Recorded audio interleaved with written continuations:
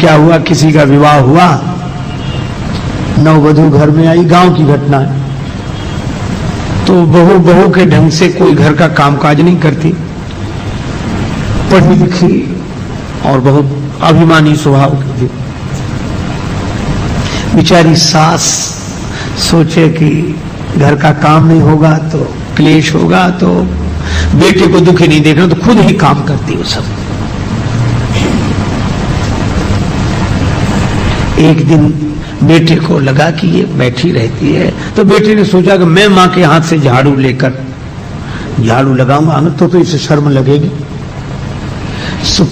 पति ने उसके हाथ से झाड़ू, नहीं तुम मत लगाओ, मैं लगाऊं। बोले नहीं, मां बोली मैं लगाऊंगा। अब बेटा कह गया नहीं माता जी अच्छा नहीं, मैं लगाऊंगा। और दोनों झगड़ने लगे। सोचा कि शायद इसे शर्म लगे, तो बहू बैठी बैठी बोली, काहे को झगड़ा करते हो, मेरे तो सिर में दर्द होने लगा। क्यों झगड़ते हो, एक दिन तुम लगा लिया करो, एक दिन ये लगा लिया करेंगे। बोलो। और एक दूसरा दृश्य देखो, किसी आदमी का विवाह हुआ, पत्नी के साथ घर में आया बेटा, तो बहुत दुखी। पत्नी ने कहा क्या हुआ? बोले देखो तो तुमने मेरे पीछे अपने माता पिता का त्याग कर दिया। पत्नी बोली वो तो सब करते हैं, उसमें क्या है? बोले नहीं, समानता का युग है, मैं भी समानता का आदर्श उपस्थित करूंगा। कैसे? बोले हे देवी तुमने मेरे पीछे अपने माता पिता का त्याग किया, तो हम तुम्हारे पीछे अपने माता पिता का त्याग करते हैं। हो गई समानता। इसीलिए हम लोगों क्या एक शब्द है प्रणाम के लिए, दंडवत।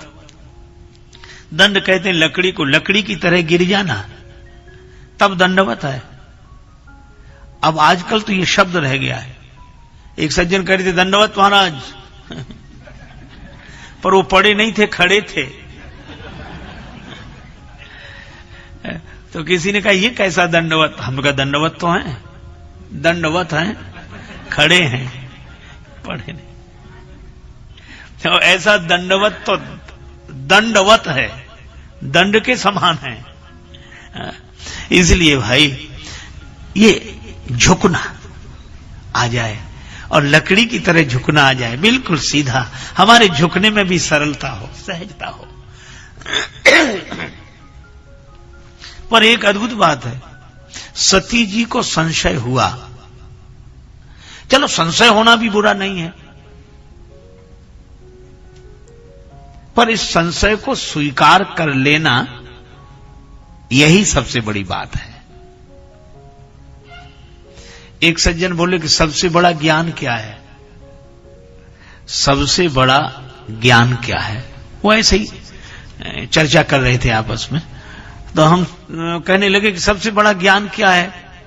हमने कहा अपने अज्ञान का ज्ञान। सबसे बड़ा ज्ञान यहीं से शुरुआत होती, अपने अज्ञान का ज्ञान। और मुझे तो लगता है कि जिसे अपने में अज्ञान दिखता है, जिसे अपने में अज्ञान दिखता है, उसी को गुरुदेव में ज्ञान दिखता है, और जिन्हें गुरुदेव में ज्ञान दिखता है उन्हीं को जगत में भगवान दिखता है। अपने में अज्ञान, गुरुदेव में ज्ञान, तो जगत में भगवान। तो कहा कि अज्ञान, एक सज्जन ने और तर्क किया कि जब भीतर अज्ञान ही है तो देखेगा क्या? ज्ञान हो तब तो दिखे, अज्ञान में तो कुछ नहीं दिखता, और जो अज्ञान से भरा है वो कैसे दिखेगा? हमने कहा बात तो आपकी सही है कि अज्ञान में कुछ नहीं दिखता। इसे ऐसे भी सोचना चाहिए कि अंधेरे में कुछ नहीं दिखता, पर अंधेरा तो दिखता है। यह सही है कि अंधेरे में कुछ नहीं दिखता, किंतु अंधेरा तो दिखता है।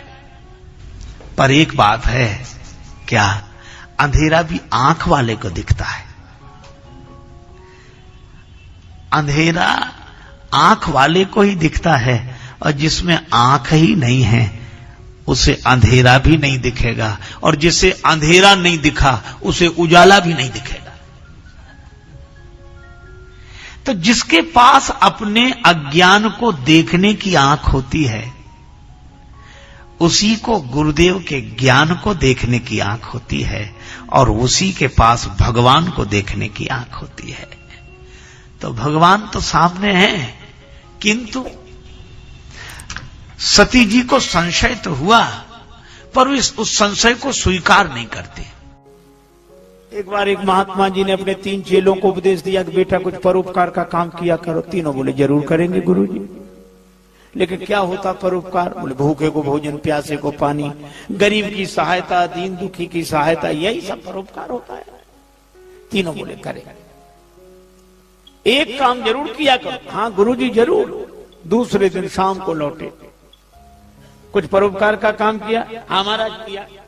क्या? बोले एक बुढ़िया सड़क पार नहीं कर पा रही थी, हमने उसका हाथ पकड़ा, उस बुढ़िया को सड़क पार कराई। ठीक, बहुत अच्छा, आशीर्वाद करना चाहिए ऐसे काम। अब दूसरे से पूछा तुमने? दूसरा चेला बोला गुरुजी हमने भी उसी बुढ़िया को सड़क पार करा। तो ये 2 की जरूरत क्यों पड़ी? शायद सामान रहा होगा कुछ ऐसे। लेकिन आश्चर्य तो तब हुआ जब तीसरे चेले से पूछा तुमने? तीसरा चेला बोला गुरुजी हमने भी उसी बुढ़िया को सड़क पार कराई।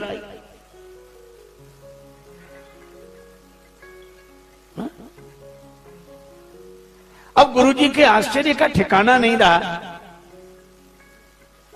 कि 3 की जरूरत क्यों पड़ी।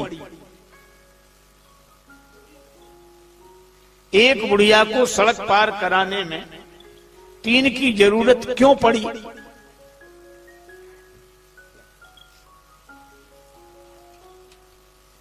तीन की जरूरत क्यों पड़ी? तो तीनों बोले गुरुजी दरअसल बात यह थी कि बुढ़िया को सड़क पार करना ही नहीं था। तो तुमने सड़क पार क्यों कराई? बोले हमें परोपकार करना था। तो हमने बुढ़िया से कहा चल तुझे सड़क पार कराएं। वो बोली हमें नहीं जाना। बोले तुझे नहीं जाना पर हमें तो परोपकार करना है। तो उसने जिद की तो दोनों हाथ पकड़ लिए और खींच कर ले जाओ। तो वो गालियां देने लगी तो तीसरे ने हाथ पकड़ा। तीनों ने मिलकर परोपकार कर दिया।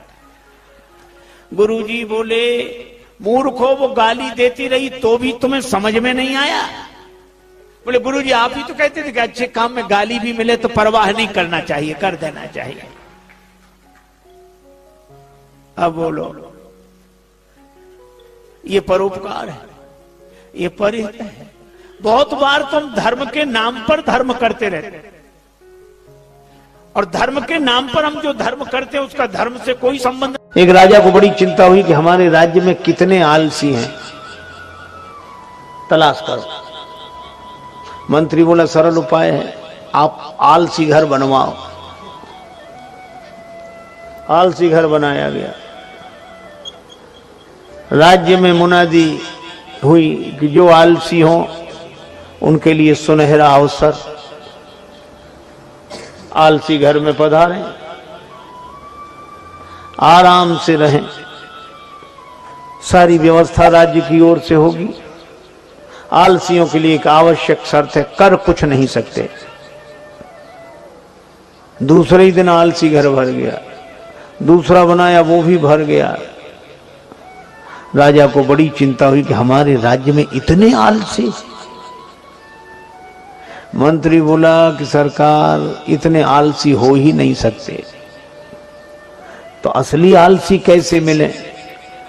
कहा घास फूस के झोपड़े हैं, आलसी घर लगा दो आग। अब आलसी घर में आग लगे। अब आग लगे तो कौन रुके? आग लगी सब भागे। लेकिन आश्चर्य, 2 फिर भी पड़े रहे। एक आलसी दूसरे से कह रहा था कि अब तो झोपड़े में ही आग लग गई, उठकर चिलम जला ले।